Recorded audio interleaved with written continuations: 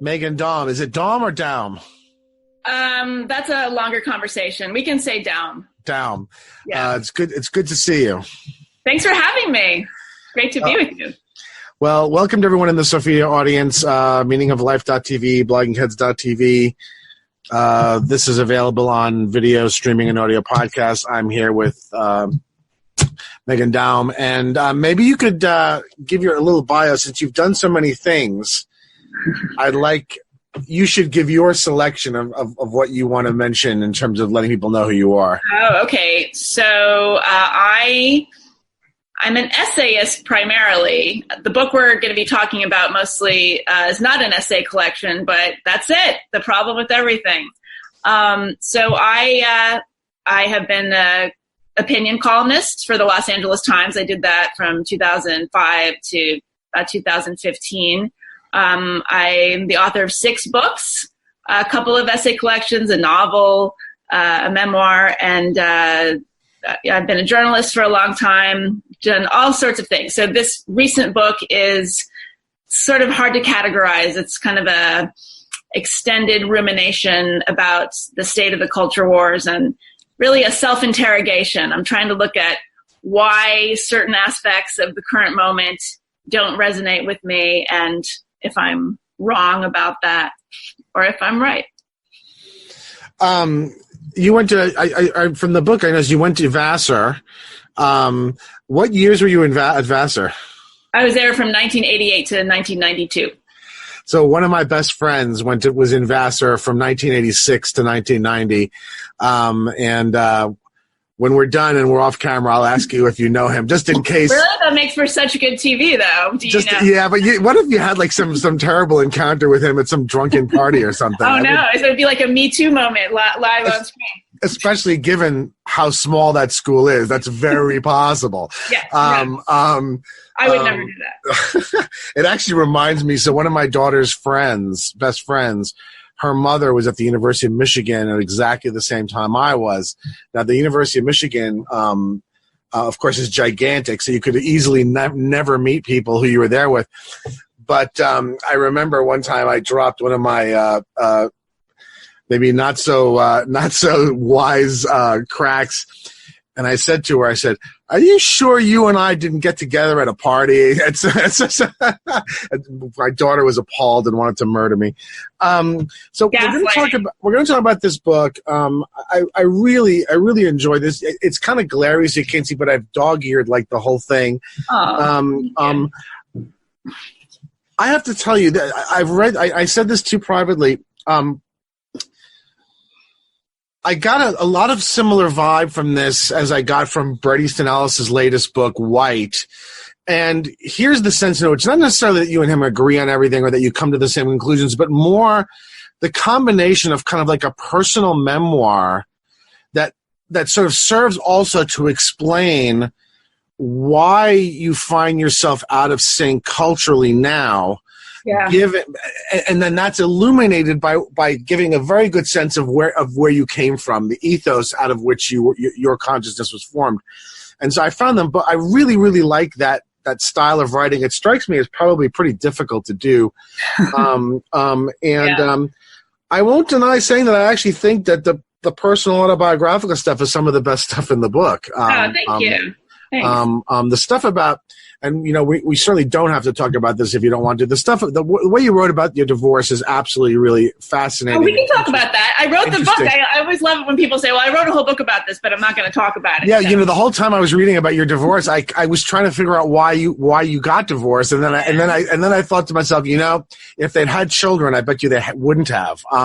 Because my threshold with my wife has always been, unless we're throwing furniture at each other, we're staying together because we've got a daughter. You know what I mean? Who knows? We had 2 very large dogs, and we still got divorced. So let's get started with. Why don't you talk a little bit about the elements that you sort of included in your autobiographical story? What were you trying to communicate through that in order to explain what the rest of the book is about, which is your take on the contemporary zeitgeist? Yeah.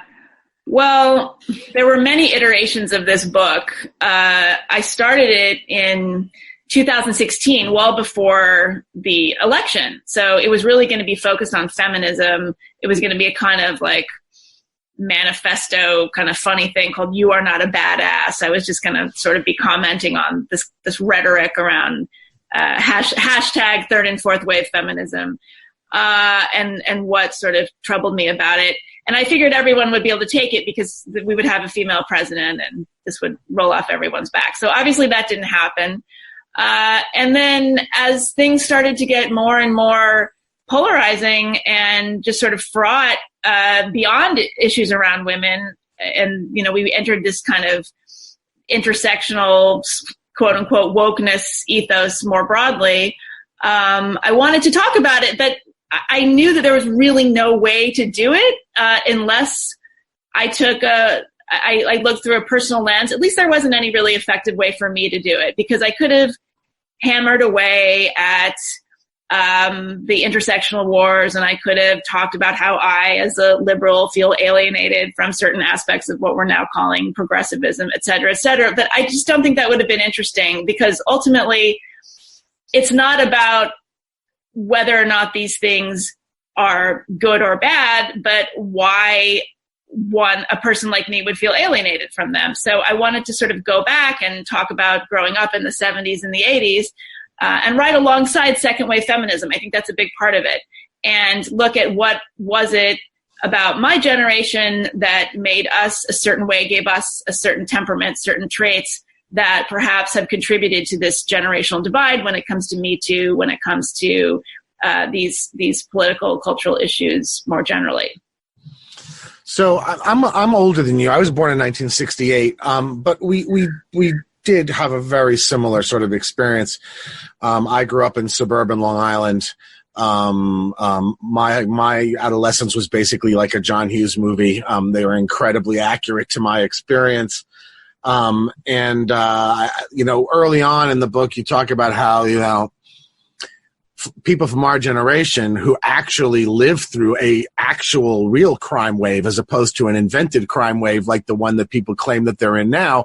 And it's interesting. I actually find it kind of interesting that both right and the left today have manufactured an artificial crime wave, right? So Trump ran on the cities are burning and so on and so forth, and the progressives are running on rape culture and you know, people being beat up in the streets of Portland, right, for having hijabs and stuff, and right. It's interesting.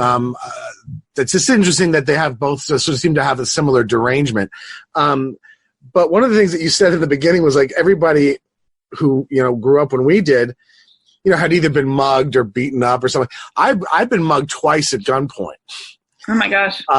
In the early going out. You say that so proudly with a smile on your face. Right. And I always, it engendered no histrionics on my part. As a matter of fact, I actually decided not to go to the police because it would mean that I couldn't keep drinking, right? Because I was out with my friends. And wow, it sort of reminded me of that. Let me ask you to sort of reduce, because, you know, the book is, you go into a lot of things. Maybe you could distill down a handful of key elements from the experience, your experience growing up, our generation's experience growing up, that you think is particularly relevant to the attitudes towards the current zeitgeist. Well, so I was born in 1970. I'm just 2 years younger than you. And like I said, I grew up right alongside second wave feminism. So I was 3 years old when abortion became legal. I remember the Equal Rights Amendment. I was 12 years old, 1982, when I remember sitting in the kitchen with my mother listening to NPR, and we heard that wasn't going to be ratified. We were really sad about that. My mother was a big second wave feminist. She, you know, marched on the Capitol steps, that sort of thing. But all growing up in those decades, in the 70s and the 80s, I never had any sense of myself as a girl as being anything but equal to boys. In fact, the boys were doing worse. The girls were better. It was better to be a girl. There seemed like a much wider spectrum of expression that was acceptable for girls. Like, you could be a girly girl, but what was really cool was to be a tomboy. There was this kind of aesthetic androgyny that was prevalent in the 70s around kid culture, not just the Free to Be You and Me stuff. Remember that? So that was I've written quite a lot about that. That had a huge impact on the way I think. So that right. So there was this movement that came right out of second wave feminism about how we were going to get rid of gender stereotypes, and so Free to Be You and Me was this very popular record put out by Marlo Thomas, singer and actress Marlo Thomas, and it had all these celebrities singing on it, Alan Alda and I think Elliot Rosie Greer. Rosie Greer. It's all right to cry. Yeah, it was all about how boys could cry and boys could have dolls, and a girl could grow up to be a plumber if she wished. And so there was that element, and that was the sort of shove down your throat element. But then there was also, I think, this subtler kind of just more purely aesthetic feeling around just how people dressed, what we watched on TV. We weren't boys and girls as much as we were kids, you mentioned Kristy McNichol and Jodie Foster, and you're absolutely right in the sense that it's not as if there wasn't the very feminine sort of sex symbol-y, sort of teen idol-y type. There was Charlie's Angels, right, and Dallas Cowboy Cheerleaders. But there was also these other equally prominent big stars who were not like that. And it was kind of just not noticed in any sort. It worked in the sense, to the extent to which people sort of didn't notice it, right? I mean, it didn't prevent those people from being stars. So I say it's kind of funny that the two biggest child celebrities of the 70s were Jodie Foster and Kristy McNichol, and they both grew up to be very out lesbians, and they just had that way about them. So, when I was a little girl, we didn't want to be a Disney princess. We wanted to be Jodie Foster in Freaky Friday. We wanted to be Nadia Comaneci, the gymnast, who was just very serious, very austere, no nonsense. And so that was the vibe. And I think that extended into the 90s. There was this, the Riot Girl aesthetic, I think kind of came out of that. And then fast forward a couple decades, and I noticed, 5, 6, 7 years ago, the default premise of the conversation around women were that we were an underclass, that there was something oppressive just about being a woman because we were living under the thumb of this patriarchy. And it did not really line up with any of my presuppositions about myself. And it didn't really, there was like a conversation going on mostly online that really, really took this tack that men have so much more power over us that we're going to punch up all the time and hashtag ban men and talk about this completely abstract idea of toxic masculinity, that sort of thing. So, but this is really key here in this book. I could have just really gone to town and presented an argument as to why all this is silly, but I have enough people that I respect that really do not think it's silly at all, and who see things quite differently, that I think it's made more sense to approach the project as a self-examination. So why is it that this isn't making sense to me? What am I missing? Is there something about my experience? Do I have blind spots?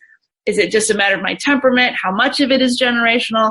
That sort of thing. So the book is really just a process of wrestling with this stuff on every page. And yes, it was incredibly difficult to write, not only because of the self-scrutiny of it all, but just that the culture is moving so rapidly that it's like playing whack-a-mole. I would spend days writing about some brouhaha that happened, and then the next week it would just be irrelevant. Yeah, I actually find, although I do write about it quite a bit, I find it difficult to write about it. I'm not sure why. For me, it's not that it's changing so much, because it's changing, but in a very superficial way. I mean, the basic themes are pretty much repeated over and over again, just with sort of different skins on them. I think my reason for finding it so difficult to write about is that I think the current zeitgeist is so ill-founded, poorly thought through, so dependent upon people not knowing any history at all, right? And just sort of reacting as if everything just emerged ex nihilo right now, that I find it difficult to engage with something that has so little basis in reality, and that's based entirely in sort of a kind of an outraged posture. Yeah, it's very blunted. It's flat, right? Yeah, it's very ignorant. I find it very ignorant, and I'm sort of surprised by the reactions I get when I start pointing out sort of facts to people. You know, I've had conversations with my students about whether they live in a rape culture. And when I just point out to them sort of federal crime statistics from 1976, let's say, to now, they sort of stare at me like it doesn't register. They just say the same thing again afterwards, right? It doesn't occur to them that, oh, wait a minute, my reaction doesn't make any sense given the relative scale, right? Do you sometimes have the feeling that it's almost frightening to them? Like they sort of sit there and go, oh no, oh no, oh no. My professor who I like and respect is about to become the sort of person who questions whether or not it's a rape culture, and he's going to start throwing out statistics. It's like a panic. Right. Rather than thinking, oh, wow, I'm 19 years old. I probably still need to learn some things. Right. Yeah. And I would like to know what rape culture means. It can mean so many different things. I think we rely on these monikers to do all this work for us, but they really just contribute to a general incoherence. Yeah. Now, look, what you said is perfectly true about your the way you write this. I was actually struck. There are places where I actually got a little annoyed with you because I thought you were twisting yourself into a pretzel to try and find some credible aspect of the thing that you're talking about, which is just batshit crazy. But like what? Do you remember? Well, no, not specifically, but just in all these responses. And actually, I want to get to this question about how you feel about the younger generations and their reactions to the book, because there have been a lot of sort of negative reactions to the book, as could be predicted. Yeah. But before I get to that, I just sort of want to spend more time sort of just in the details. Tell me a little bit. Let's talk a little bit about, because a good part of the bio centers around the relocation from LA to New York. So you're originally New York, then LA is the period of your marriage. The marriage disintegrates. You come back to New York and have some very interesting reflections about what it was like being back in New York. Maybe you could just talk a little bit about that arc and the role it played in forming the consciousness that then is in this book. Yeah. So I lived in New York all through my 20s, so that would be all through the 1990s. I left with the end of 1999. So you have to think about what New York was like back then. It wasn't. You're talking about the city. You're talking about the city, because New York City, Manhattan. You were in New York. You were at Vassar in the late 80s. Right. Well, so I graduated. I spent a lot of time at Vassar, like getting on the Metro North and hanging out in the city and pretending I was not a college student. So let's just I count the entire, and also Vassar is just sort of like an annex of Manhattan, or it was at that time. So I count that. So, but yes, effectively, I was there my entire 20s, and the city, it certainly was not as dangerous as it had been in the 80s and the 70s, but it was not like it is today. And I was gone for a long time. My 30s went by, much of my 40s.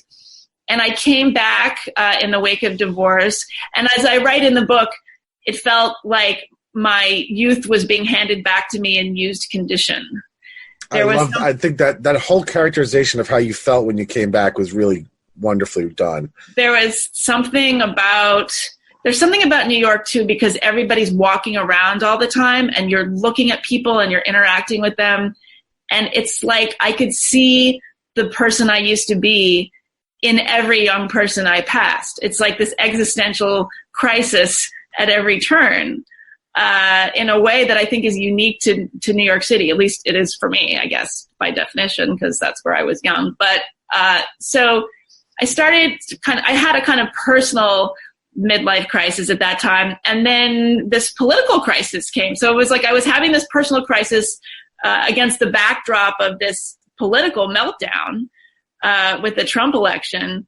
And I started thinking a lot about how those two things might be aligned and the ways in which my particular generation, and I'm somebody who has written a lot about Gen X. When I was in my 20s and I started publishing, they would say, oh, she's the voice of her generation, whatever, these horrible things people say. And, it occurred to me that the millennial influence was so powerful, and it was powerful in the way the baby boomer influence had been. And the Gen Xers, not only are we kind of pushed aside because we're just a smaller cohort in terms of numbers, we're in this kind of funny position where we're not digital natives.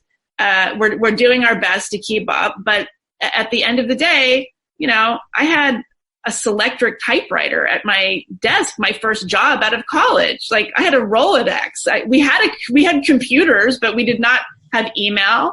Yeah. And so we are in this weird position now of sort of in many ways becoming obsolete before we're even 50. Like, we're old before we're old. And that, I think, may be contributing to some of the friction around things like the Me Too movement, around this sort of the culture war conversations. And I think it's worth being conscious of just the ways that our sensibilities are different, rather than like just, beating up the other side and saying, well, you guys are a bunch of pussies. Because certainly when I started this project, I would have been more inclined to say, you guys are a bunch of pussies and we're tough, and that's the end of the story. But I thought about this so much that I think there's much more to it than that. Yeah, look, I'm inclined to agree with you.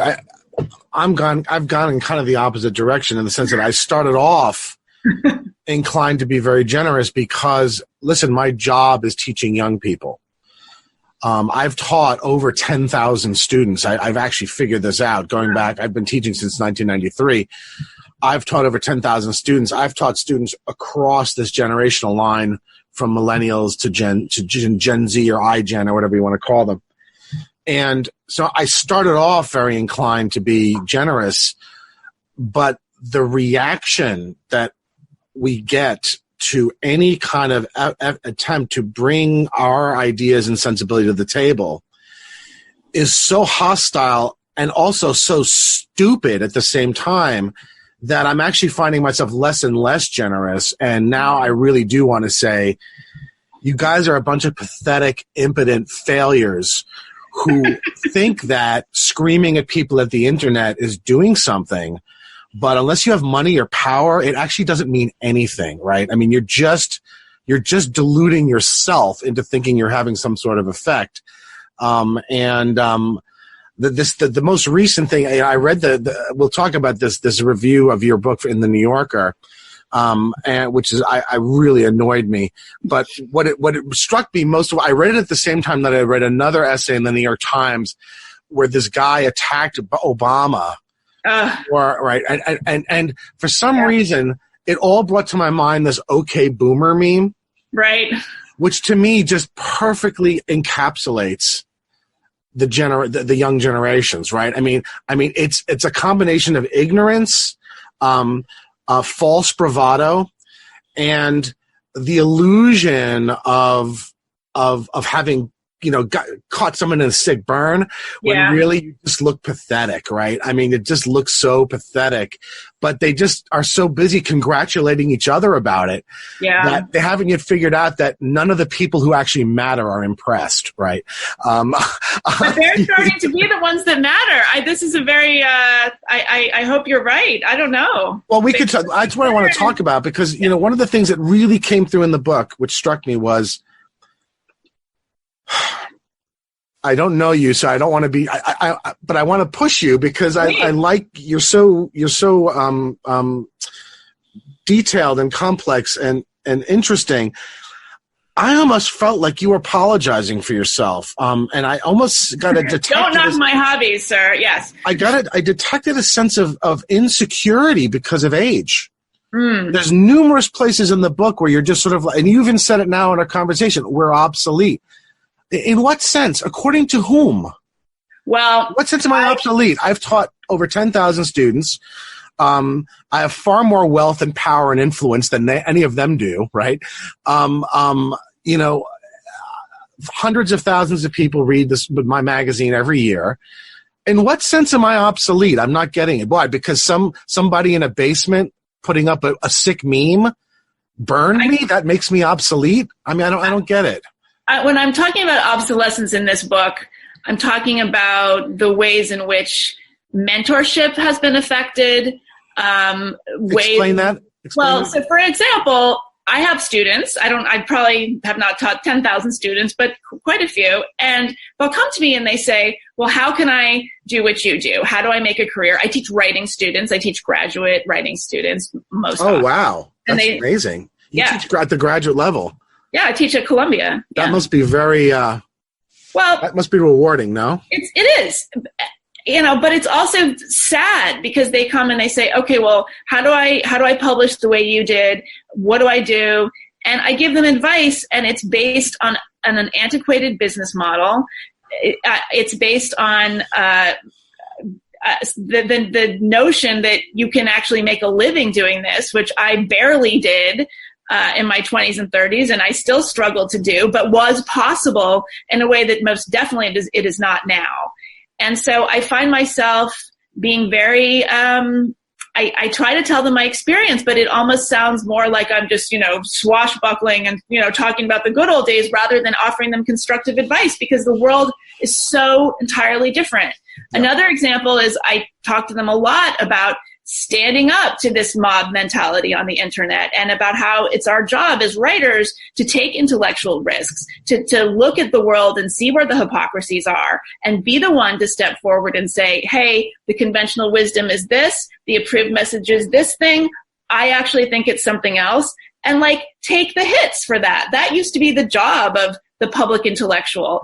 And I went on a rant like that one day, and my students just said to me, that's easy for you to say. You're not going to be canceled on Twitter before you start. We really can't. We don't have the luxury of just saying, well, screw you, it's only Twitter.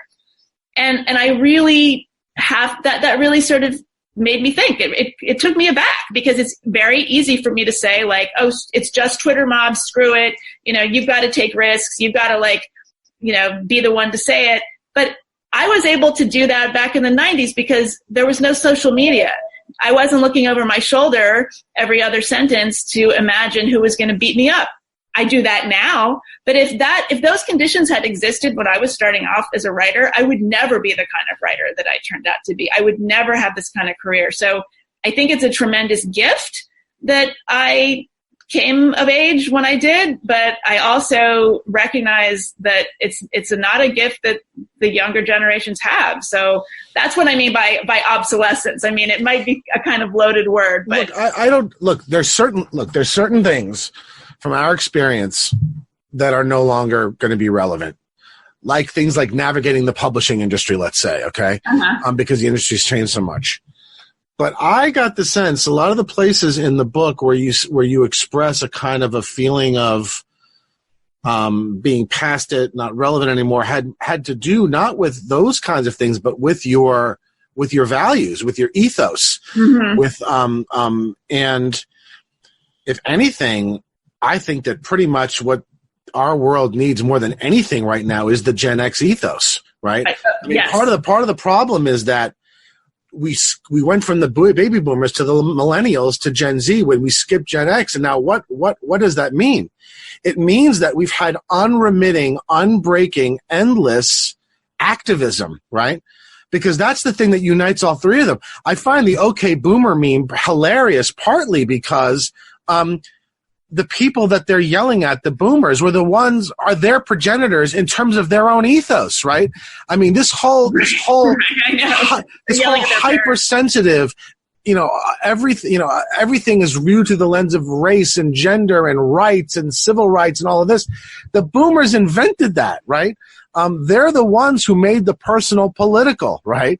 And so I don't even get in what sense these people are opposed to the boomers. You're just a less potent version you're just the boomers with less import, right? I mean, you're the boomers who just do things online and don't actually do anything else. The boomers at least went and actually protested a war and got shot on campus for doing it. You just go online and talk about protesting things. You don't actually do anything. So I don't understand.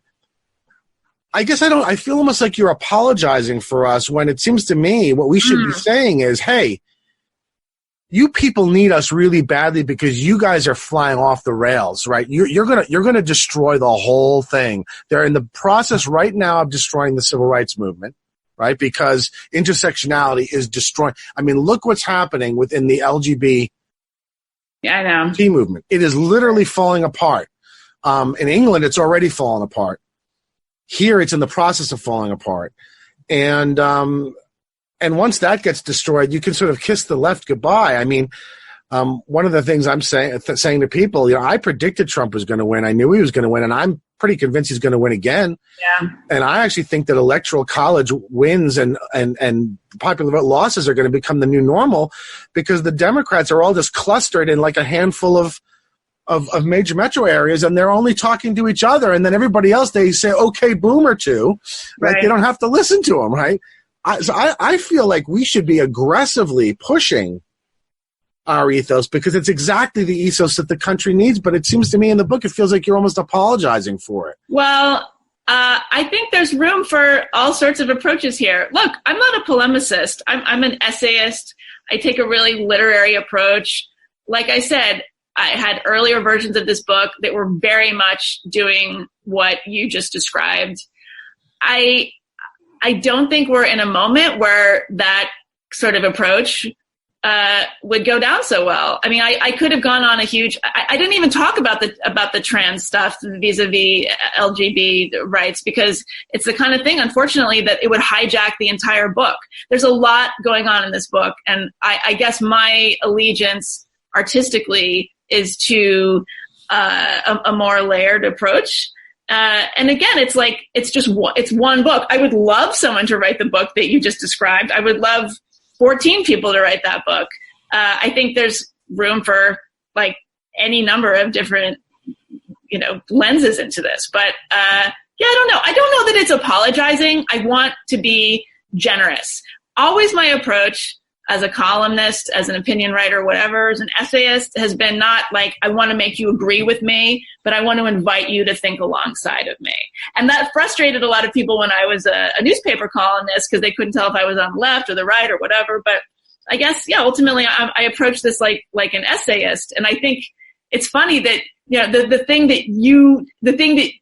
that frustrates you most about the book, some of the response that I'm getting, it's as if they missed that entirely. It is being interpreted as a completely ham-fisted, merciless indictment of millennials.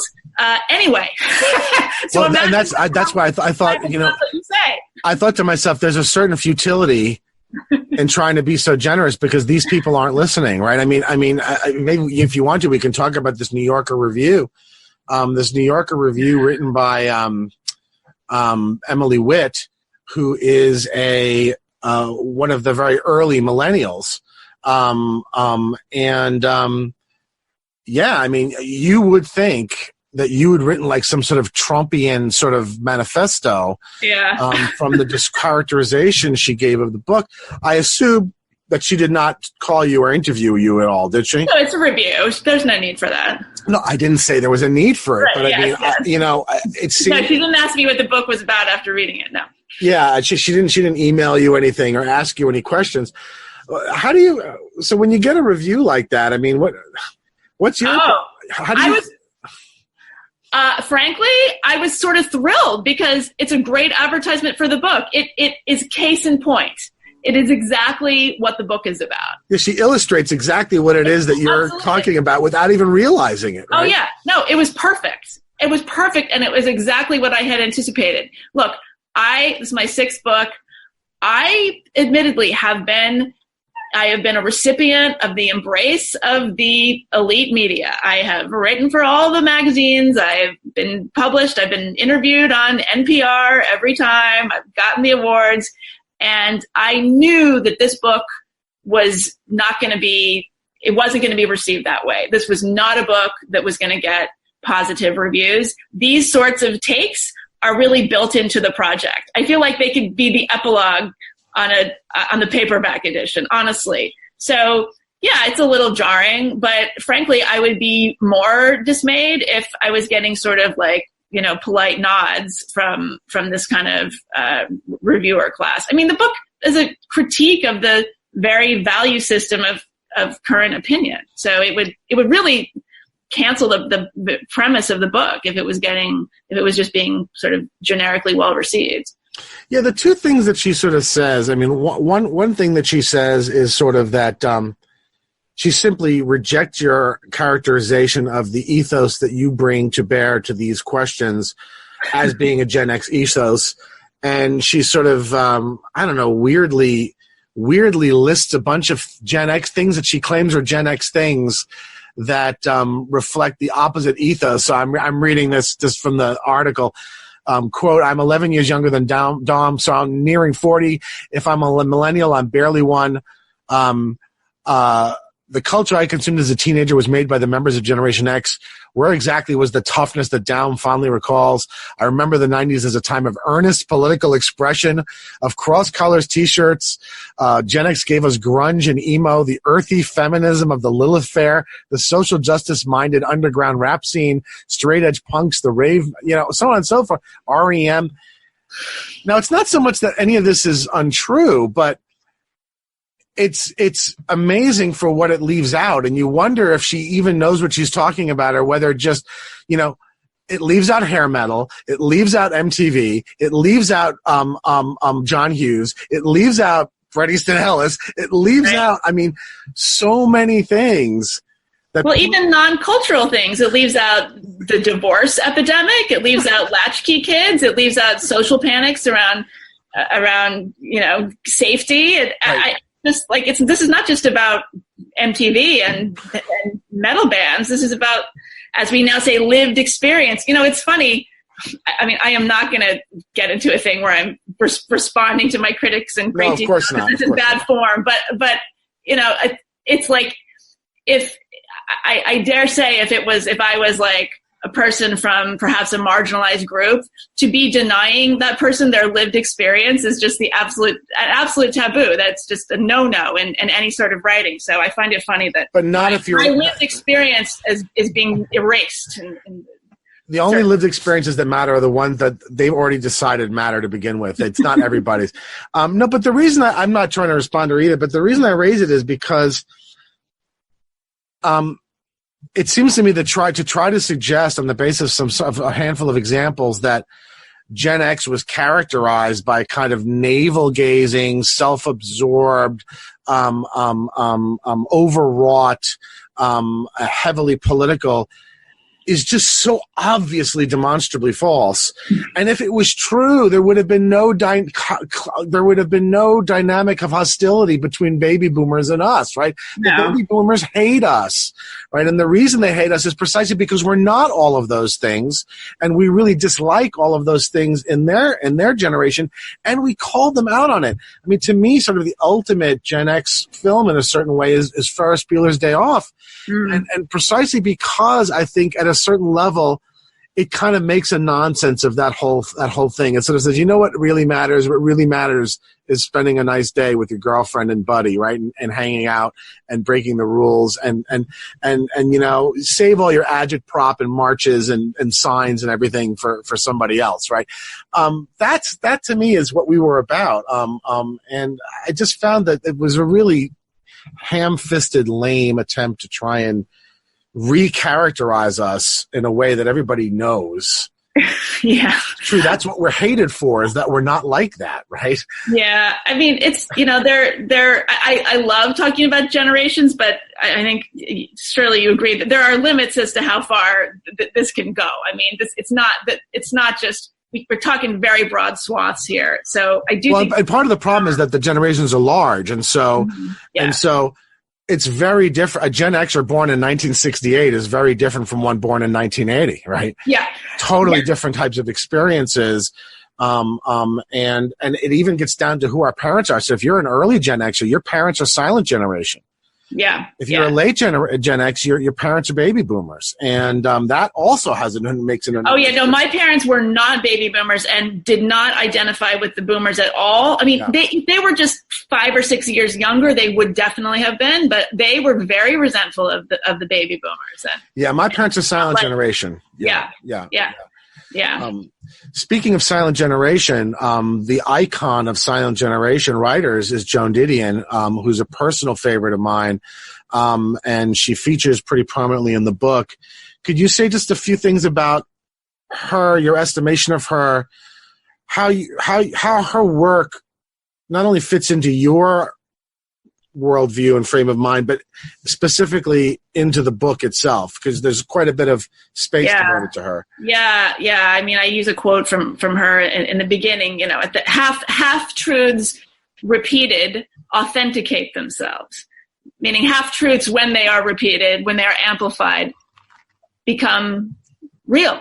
We think they authenticate themselves. We think that that's actually what's going on. And that's exactly what we see on social media now. And she wrote that back in 1972. So in 72, she wrote a piece in the New York Times Book Review. It was a review of several books by and about second wave feminism. And she just excoriated the movement. She called it out. It's a brutal takedown. It really is, much more so than my book, mind you. And she really just pointed out the ways in which it was performance. There was an element of political theater about it, a sense of grandiosity, that these women scurrying off to the mimeograph machine. And she was saying, why is it that why are we saying that women are raped at every turn, raped by the gynecologist? Why when she goes on a trip must she stay in her hotel room because she's too scared to leave and go to get something to eat? Why must she cower in her hotel room eating nothing but a donut? I mean, it was a brutal piece, very funny, the kind of thing that would be unimaginable for the New York Times to publish today. Yeah. And she's one of these writers that I just miss so terribly. She's still alive, but she's not active anymore. And I would just love to know what she would make of the current moment. And that piece, The Woman's Movement, really animated a lot of this book. That's the name of the piece in the New York Times Book Review, because, it's an example of somebody who was really taking on the culture and taking these sort of intellectual risks in the way that I encourage my students to do. And in fact, all of these people lionize her now. She's a meme. She's kind of has this notorious RBG ethos around her. They auction off her Chanel sunglasses for thousands of dollars. And all these people worship her because they know of her more recent work, having no idea that she was doing this kind of stuff early on. And I found that quite inspiring and certainly worth bringing to the surface. But isn't that kind of depressing? I mean, the fact of the matter is that the current generation should absolutely despise Joan Didion. She basically trashed and every single thing that they sort of embrace. And what it means is that she's become sort of a free-floating signifier, right? I mean, she's like everything else that they seem to do. She's a T-shirt of a band. They have no idea who the band is or what songs they play, right? I started going up to people wearing T-shirts and asking them to name 3 songs by the group of the shirt that they're wearing, just to see if they have even any idea, right? So in other words, right. It's on one hand, it's nice that people are loving on her, but on the other hand, they're not loving on her for any reason, right? I mean, well, they're loving on her. I think they're loving on her because they loved The Year of Magical Thinking, or their moms loved it. That's actually my least favorite of all of her books, believe it or not. I find it really sentimental and easy, and just it's not the Joan that I love. I don't think that she's suited to write that kind of thing, and I felt that. I watched the documentary that was done by Griffin Dunn, which I thought was quite good. I thought so too. But the sense that I got was that she did that for the purpose of helping herself cope. Absolutely. And work through. Yeah. But I don't think it's the kind of work that her kind of mind does well. Well, it obviously worked. Depends on your definition of well. It's by far her most successful book. Yeah, no, I don't mean that wasn't successful, but just I'm agreeing with you that I think that her best work is the stuff in the White Album and the stuff in Slouching and right. The women's movement piece. One of the things really interesting about it is it sort of makes you realize how nothing ever changes, right?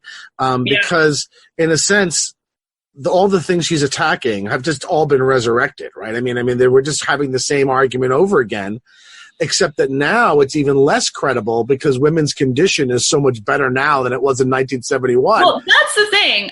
Women's conditions have never been better. Most people's conditions have never been better. Maybe the only people who are doing worse are a lot of white men, the aggregate white men, not people in Rust Belt, deindustrialized parts of the country are the only ones not doing better. Exactly. So, and I would dare say that women in the Rust Belt are probably doing better than most of the men in the Rust Belt. So I find it really telling that we almost want to create a crisis.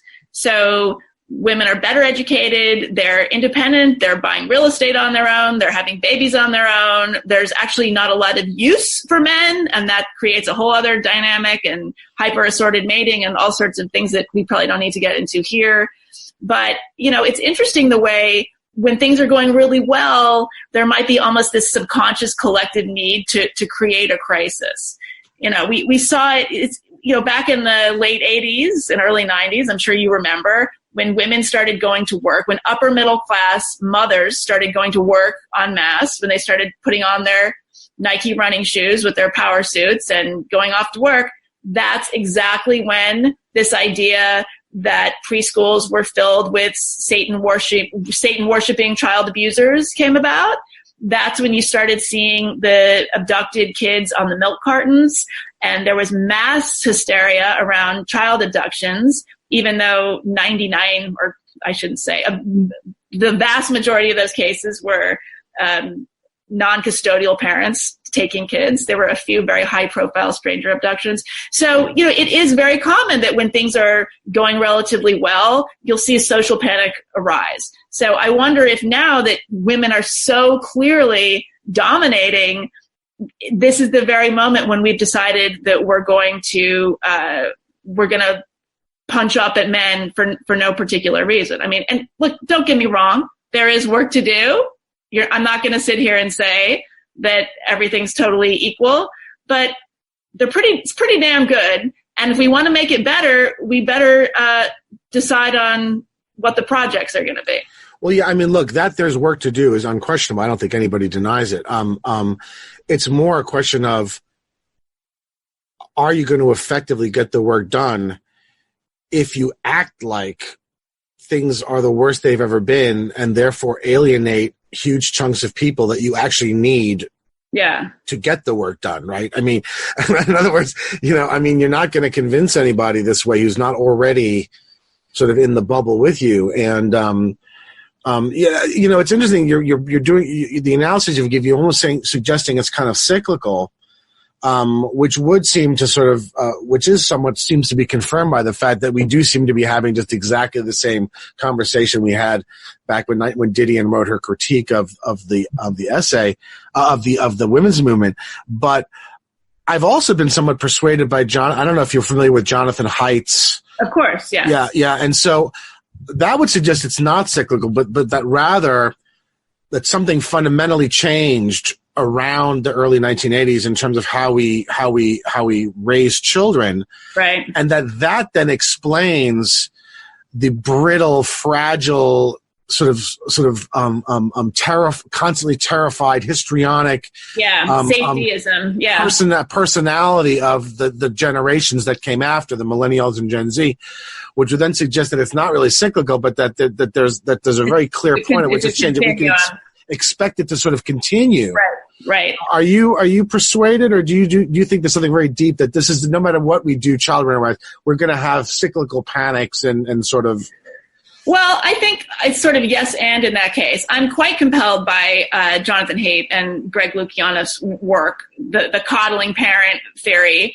I think that's true in a lot of cases. I feel like it's a little bit dangerous to stop at that. And I don't think they necessarily do. I think that's a big part of it. But I also, and again, this is probably some of the stuff that frustrated you in the book. I think we really have to be aware of how different certain conditions were for millennials growing up, especially when we get into areas of like, what is sexual consent and what is safety? They grew up with ubiquitous online pornography that you and I did not.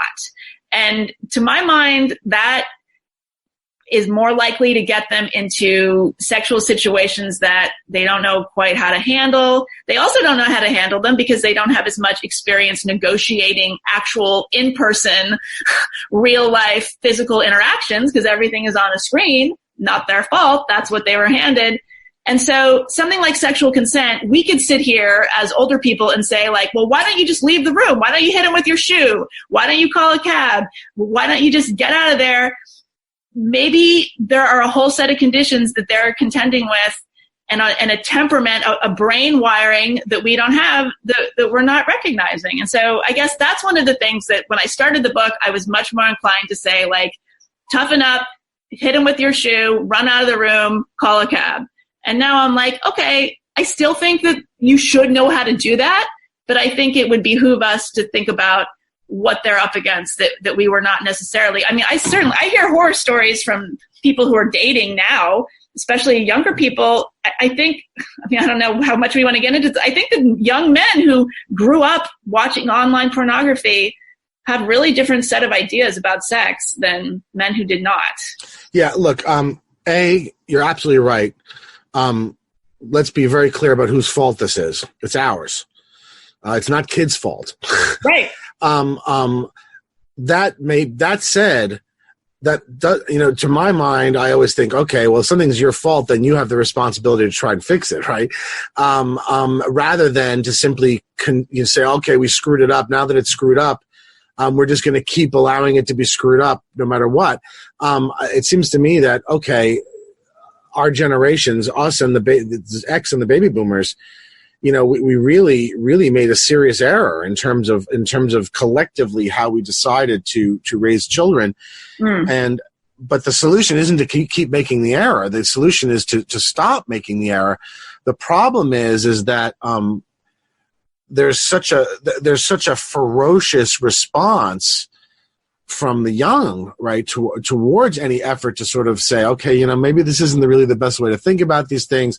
We do have the benefit of having experienced both types of cultures, right?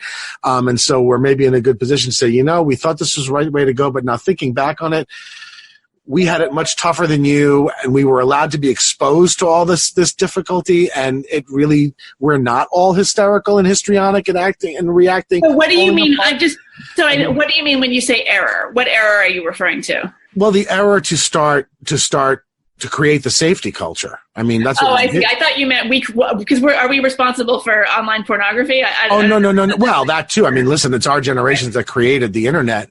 Right.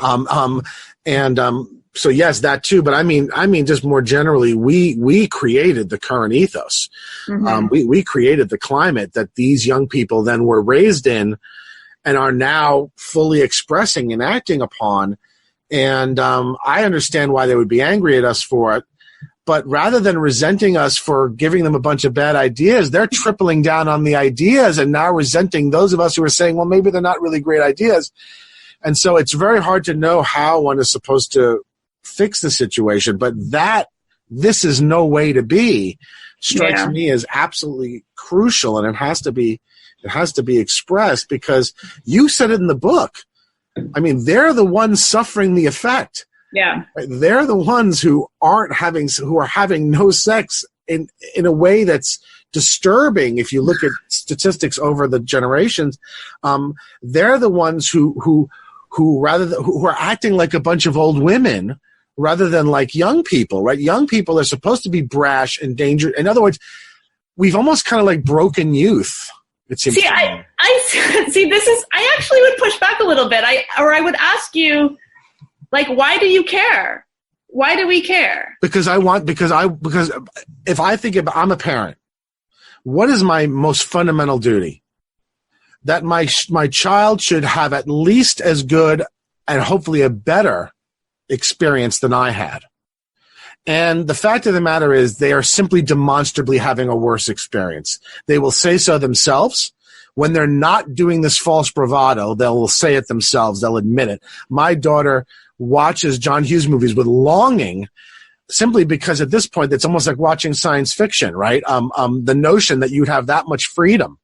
She doesn't think they're racist and non-inclusive and well, being my daughter, she's kind of somewhat immune to that sort of absurd take on these things. But so she very much laments the fact that she feels like her childhood she was robbed of one.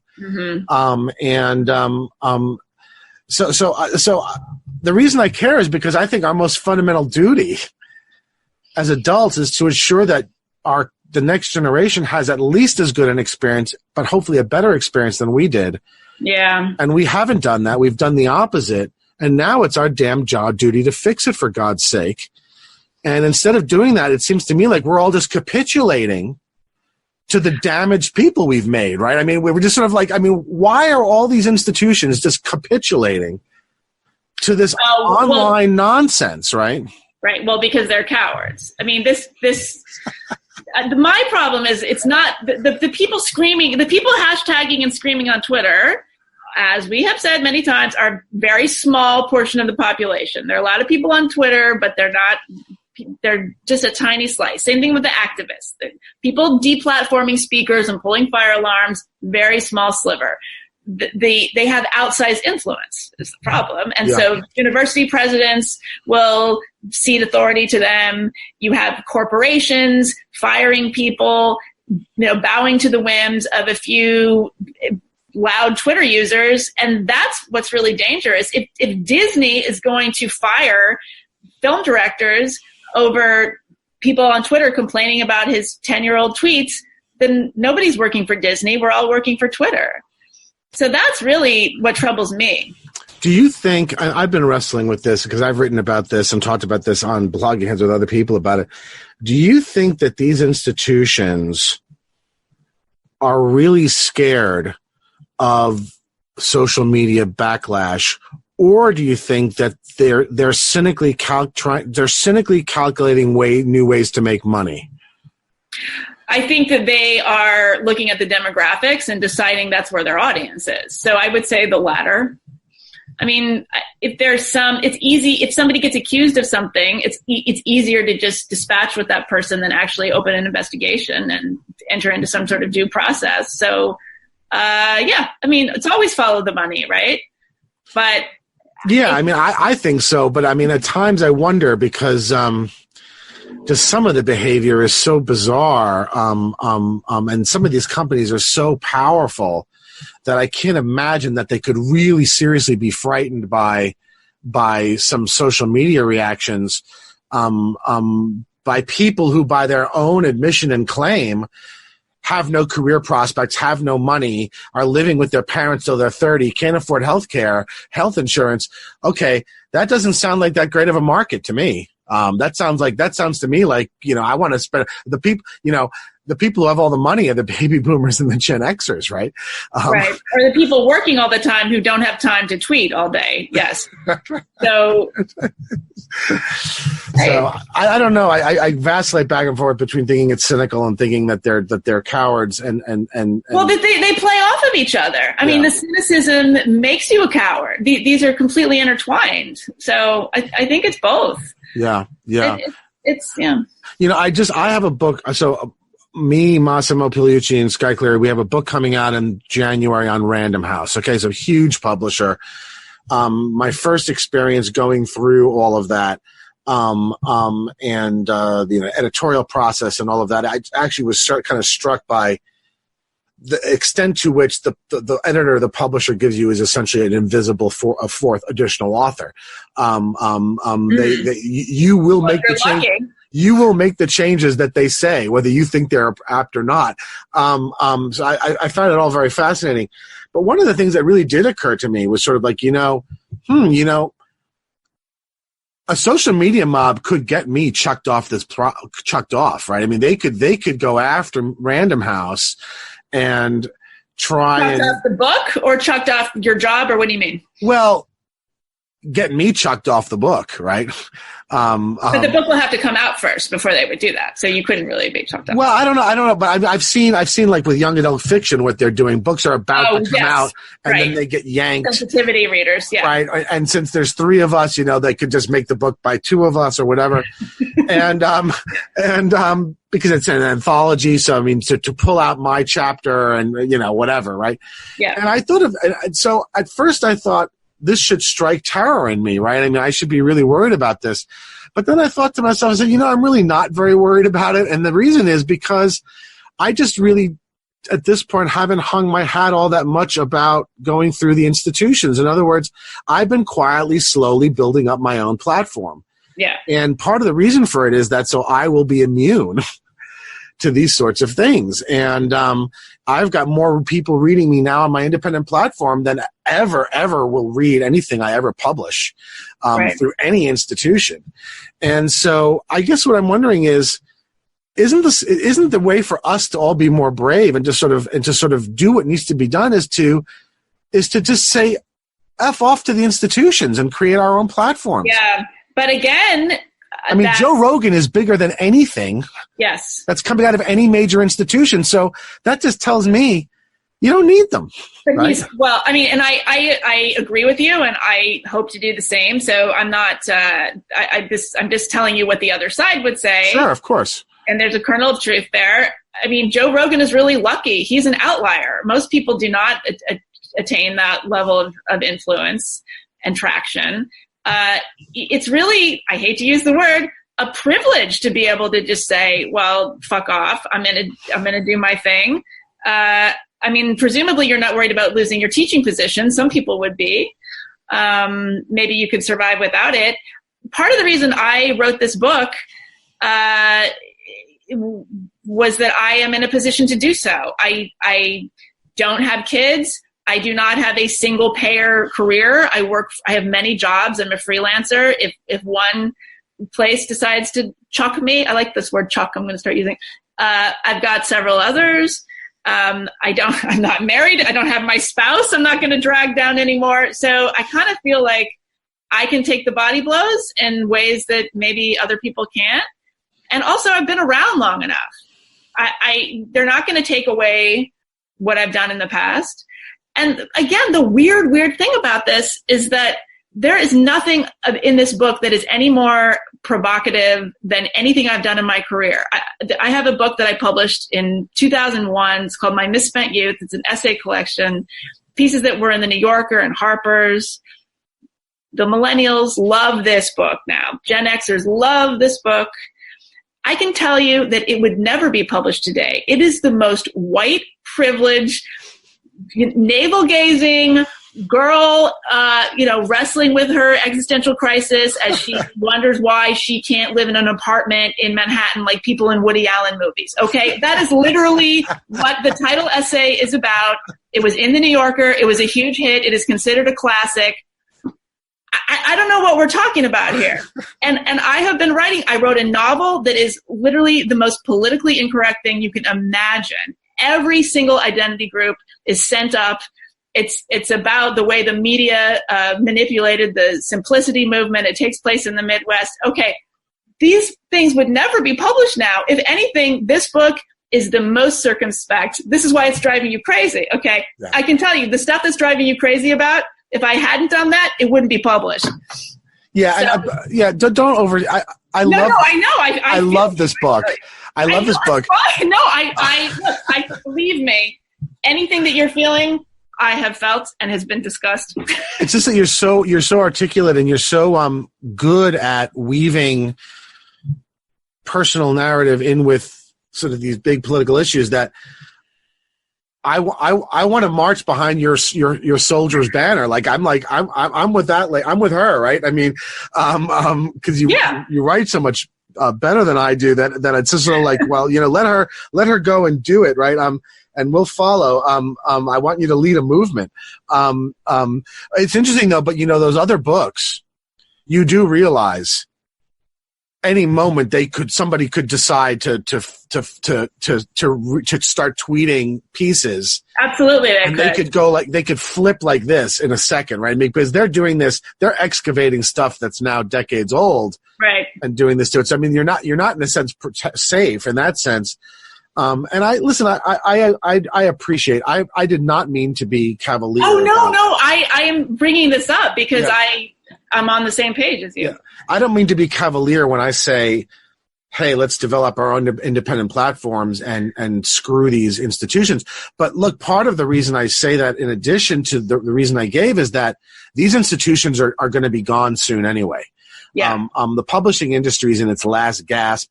It will not survive the internet any more than the recording industry has.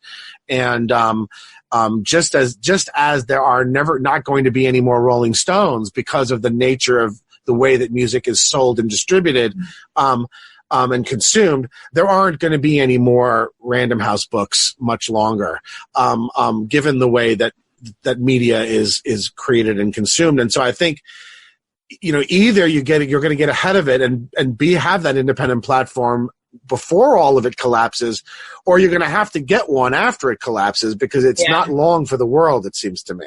Yeah, no, that's true. So, so we may as well, sort of do the right thing and try to get ahead. I agree. But in terms of the speaking out, I mean, I just want to go back to that. I think, I do think it is hard for people, and I think it's easy for people like us. We have intellectual jobs. We're in creative class. Agreed. I have so many people coming up to me at readings. I have people writing to me throughout the day, not even just daily, hourly, telling me, "Thank you for saying this. You've articulated what I feel. I wish I could say this, but I can't even say it at work. I am an ad executive. I work in an architecture firm. I am a doctor. I am on the board of this hospital, whatever. And I'm afraid to talk to my colleagues." So again, that's why I think that it is exactly what you're saying. It is our job as people who have the platform, who have the freedom and the independence to speak up. Because I keep saying, if the smart, thoughtful people don't really start to criticize what's become of public discourse, the stupid, thoughtless people are happy to do the job for us. That's right. And it's really, really important.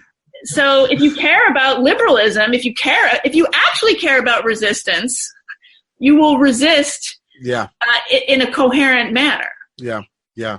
So what's after this?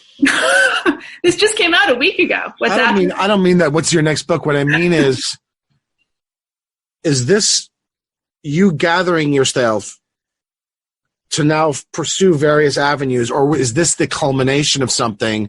And now your mind is going to move to other things at this point. No, it's so, this book, it's really so many things in my life coalescing. I mean, it is very personal. It is a book about aging. It's a book about what it's like for a Gen Xer. I think Gen Xers experience aging in a particular way because, like I said, we feel like we're being called oldsters way before the baby boomers started being called oldsters, I think. I mean, would you disagree with that? I agree with that. Very old, and we're not that old. I agree with that, but B, it resonates even so much more strongly with me because I actually think of the generation since the Second World War, and probably in the 20th century, Gen X was the most inherently youthful generation. In other words, I thought that we did youth in a sense. Yeah, we were unemployed better than anyone. Well, that's true, and actually, that people forget about that we had that worry, that currently is now the worry amongst the young, is that we would be unemployed, but more in a sense that our generation was the generation when young people, as young as teenagers, had the greatest amount of social capital. Think about how many of the top models, movie stars were 15 years old, 16 years old, right? Ours was a culture in which youth had maximal freedom. Mm-hmm. And it was a generation where we had maximal freedom, maximal social capital. And so I think that, and we produced some of the best youth culture. And so it seems to me that I'm finding it very, very hard to grow old. Not physically, but I'm finding it very hard. I'm finding myself looking at my students and thinking, gosh, I'm physically older than you, but I'm actually spiritually much younger than you. You act like my mother, right? In terms of your concerns, right? Your worrywarts. And so I think our generation is sort of is going to have the worst aging crisis. Well, and that's what a lot of the book is about. It really is. And it comes through. Yeah, no, it's about loss. There's a great deal of loss. I mean, it's aging, it's divorce. It's really trying to, navigate all these personal transitions against the backdrop of political catastrophe. Do you think if you ask me what makes it somewhat easier, I would definitely say having children. In other words, being a parent allows me to kind of shift gear in a way. And I'm finding that of my friends who remain childless, I'm finding that that they seem and feel more awkward in their middle age and old age. Do you think that there's something to that? Do you think this would have been easier had you been a parent? Well, obviously not the divorce would not have been easy. I'm going to answer like for the general population, because I just, in particular, never wanted children, and I've written a lot about it. I edited a whole anthology about people who choose not to have children. Fair enough, but as a general matter, I'm an outlier in that way. So I'm just going to put myself aside for a second. So personally, no, I would be very unhappy if I had children, but that's just me. I'm a weirdo. So yeah, but I think absolutely you're right. For the most part, on a population level, most children relieve a sort of existential anxiety, and it does give you something you've got skin in the game in a way, and you know what songs are popular, you know how to work your remote control, all those sorts of things. And yeah, I think that's true. Yeah, if I wrote an essay called Middle-Aged Punk, where I was talking about. Hold on, I'm getting echo. All right, I just paused for a minute because I was getting feedback. I wrote an essay called Middle-Aged Punk, where I sort of talked a little bit how I felt like the boomers and the Xers kind of broke adulthood because we were so immersed in such a rich youth culture that as we got older, all the stuff we would like would still be stuff that really is made for kids, right? That wasn't true of my parents. My parents were listening to music that to me is that is adult music, right? Right. And the reason why the children thing, to me, my mind sort of makes it easier is because so I can like popular culture that's for young people. I can listen to punk rock music and all that, but there is an undeniably adult role that I play. Right. And that's being somebody's parent and eventually somebody's grandparent.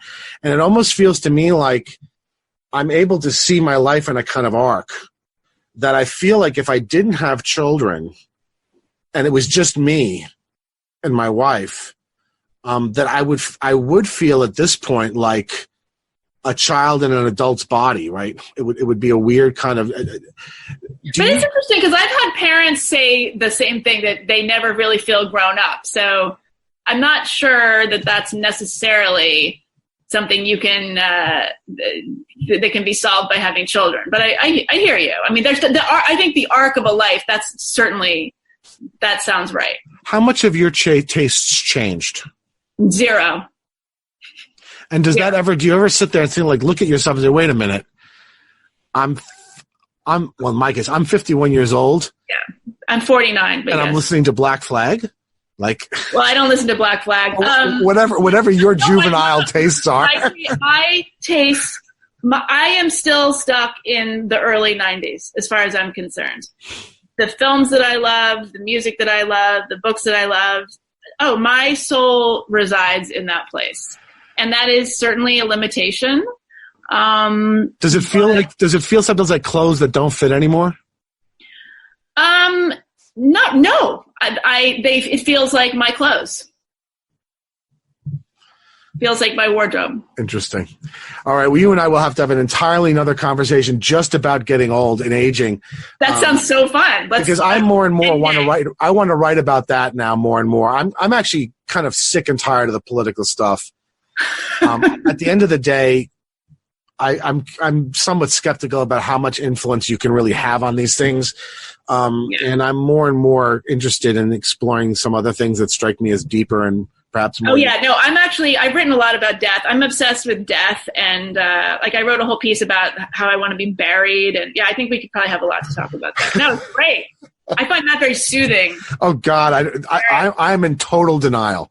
Oh. Complete denial. You got to go from denial to hobby. Megan Daum, really enjoyed this. Wish I could talk to you for 3 hours because you're so interesting, and you can pick it up anytime. And I like the pushback. I like the fact that you don't agree with me on things, and that we're not just like a generational marching band. That's great. I was in the orchestra, my friend. And I hope the book is this doing well so far. I think so. The people on the ground love it. I'm getting so much mail, and events have been really, really powerful and fun. So, well, everyone should buy this. This is amazing. It's just good to read, even if you don't care about politics. So much of it is Megan's personal story. It's very compelling, very, very well written, and I thank you so much for coming. Thank you, Dan. It was great to be here. Thanks. Take care of yourself. Okay. Ciao. Bye.